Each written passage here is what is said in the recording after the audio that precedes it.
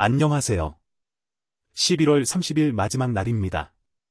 월봉이 마무리됐고 주봉도 마무리가 됐습니다. 그래서 간단하게 차트 리뷰 짚고 넘어가겠습니다. 먼저 코스피 일봉 차트입니다. 지켜줘야 되는 10선 자리를 아주 강하게 깨고 내려왔고요. 좋지 않습니다. 그렇기 때문에 하락 추세 지속이라고 보겠습니다. 어제 미국장이 휴장이었음에도 불구하고 그리고 중국장이 올랐는데도 불구하고 굉장히 강한 하락세가 나왔습니다. 주봉 보겠습니다. 주봉 8월부터 계속해서 하락 추세에 있습니다. 특별히 전혀 모멘텀이 받쳐주지 않는 상황입니다. 그리고 11월이 마무리가 되었는데요. 월봉상으로 120선을 120선 근처에서 반등을 시도했으나 계속 분위기가 안 좋고 11월 기준으로 다시 하락 추세에 돌입했습니다. 다음 코스닥 150 살펴보겠습니다. 먼저 일봉을 보면 수평 지지선을 깨고 다시 장대 음봉으로 하락세를 맞이하기 때문에 투자를 진행하시면 안 되고요. 이 추세가 다시 회복될 때까지는 관망입니다. 주봉상으로도 계속 이렇다 할 반등 없이 하락 추세에 있습니다. 올해 3월 달에 고점을 찍고 계속 하락하고 있습니다. 월봉상으로도 하락세입니다. 그래서 코스닥은 이래나 저래나 계속 하락 중에 있습니다. 올 한 해 내내 계속 안 좋아 보이는 장입니다. 다음 달러 인덱스 살펴보겠습니다. 달러 인덱스는 계속해서 오르다가 최근 그저께 5일 11선을 깼고요. 이제는 21선까지 깼습니다. 다만 이동평균선 장기 2평과 22평이 아직 우상향 중에 있기 때문에 이쪽에서 다시 지지를 받고 반등할지 여기서 떨어질지 봐야 하고요. 개인적으로는 다음 날인 12월 첫날 음봉과 함께 하락 마감을 하면 당분간은 달러 인덱스는 낮아질 것으로 예측이 되고 이걸 지지 삼아서 다시 오르면 추세가 계속되겠죠. 원달러 살펴보겠습니다. 원달러도 상승을 하다가 내려가는 달러 인덱스에 맞춰서 더 많이 하락해 되는데 한국은행이 금리 인하를 해서인지 펀드멘탈이 안 좋은지 하락폭이 많지 않고요. 좋지 않은 징조죠. 다만 이쪽에 5일, 10일, 21선 저항이 잔뜩 있어서 이 위로 올라가기보다는 다시 맞고 떨어질 확률이 많습니다. 다만 원달러는 현재 딱히 호재는 없기 때문에 섣불리 하락을 예상하기는 좀 어려운 상황입니다.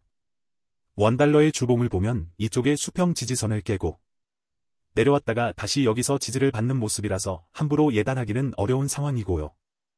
다만 월봉으로는 2023년 초부터 등락을 반복하고 있지만 계속해서 올라가고 있습니다. 차트 분석을 떠나 원달러가 다시 예전처럼 1100원대, 1200원대를 가려면 넘어야 할 산이 아주 많을 것으로 생각됩니다. 우리가 해외여행 가기는 어려워졌지만 한국으로 해외여행을 오는 수요는 많아지겠죠? 만약 중국인들도 해외여행을 많이 가게 된다면 면세점, 여행 관련주를 내년쯤에는 봐야지 않을까 싶습니다. 다음은 미국 S&P 500 월봉 차트이고요. 누가 봐도 상승세죠.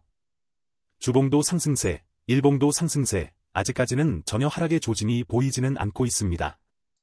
나스닥도 일봉, 주봉, 월봉 다 마찬가지고요. 다우, 러셀2000 모두 마찬가지인 상황입니다. 다음은 유로 보겠습니다. 달러 대비 유로고요. 최근 저점을 찍고 반등을 하고 있습니다. 다만 22평이 내려오고 있는 상황입니다. 주봉상으로도 5일 이동평균선을 뚫지 못하고 현재 자리를 유지하고 있지만 일단 저점을 깼기 때문에 상승을 할지 안 할지 지켜봐야 되고요. 다음은 엔화 주봉 차트입니다. 여기서 10일, 60일 그리고 그 위에 20일까지 저항이 차례로 있습니다. 이 얘기는 맞고 다시 떨어질 확률이 크지만 만약 이거를 차례로 깨고 위로 돌파한다면 엔화의 상승 추세가 시작되겠죠? 또 그 얘기는 무슨 일이 일어나고 있다라고 생각을 하는 게 맞겠습니다. 엔캐리 트레이드 청산이라던가 일본의 금리 인상이라던가 그런 일들이 일어나야 차트가 위로 방향을 돌릴 것 같습니다.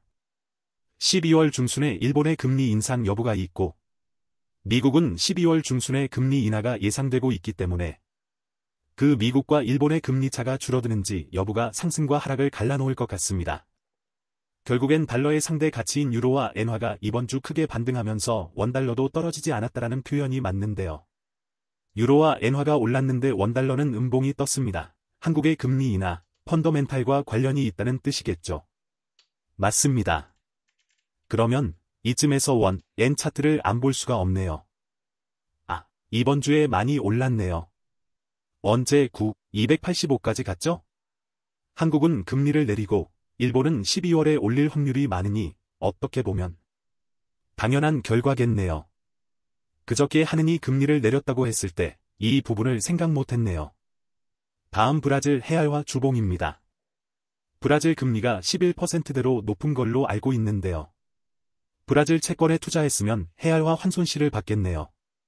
마지막 저점이 2020년 5월인데 지금 현재 2020년 5월 저점을 깨고 음봉인 채로 마감했습니다.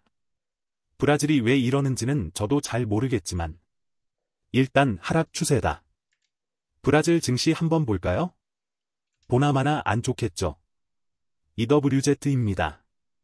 역시 안 좋네요. 다음은 원유, 크루드 오일입니다. 크루드 오일 예전 급등 이후로 계속 하향 추세에 있고요. 전쟁 상황에 따라 오르락내리락하는 모습을 보이고 있습니다. 다음 인도 니프티 지수입니다.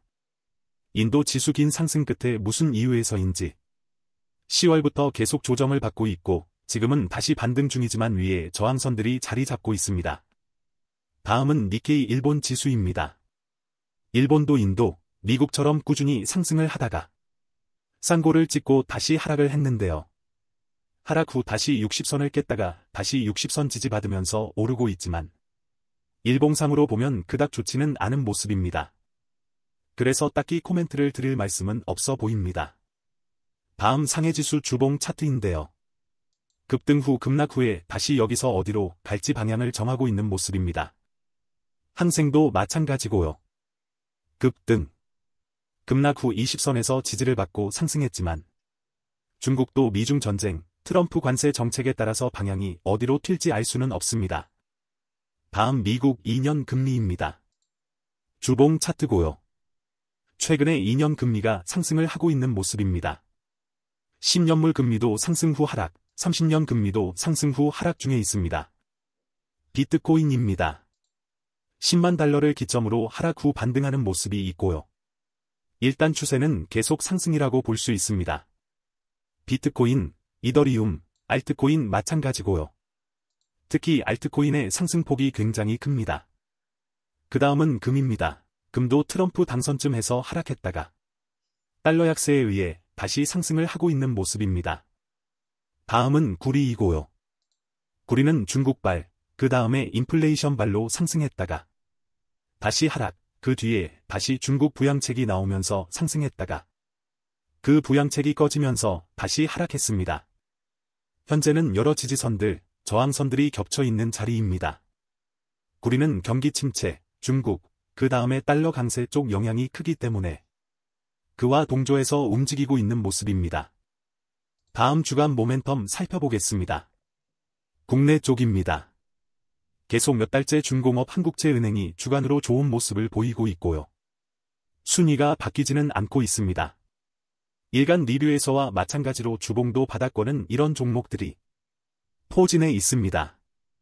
지수가 하락이기 때문에 이런 종목은 쳐다보지 말아야 합니다. 가장 최상단에 있는 이 세 종목만 투자 고려되어야 합니다.